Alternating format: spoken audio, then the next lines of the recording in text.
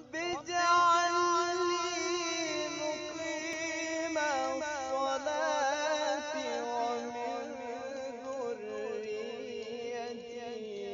ربنا وتقبل دعائي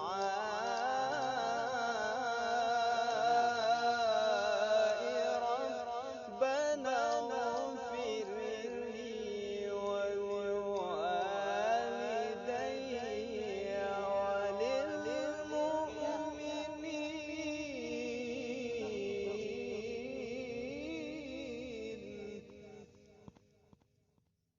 قال إن رسولكم الذي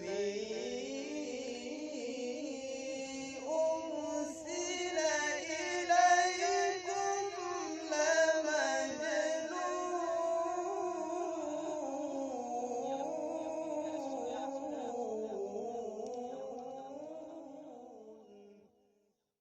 هو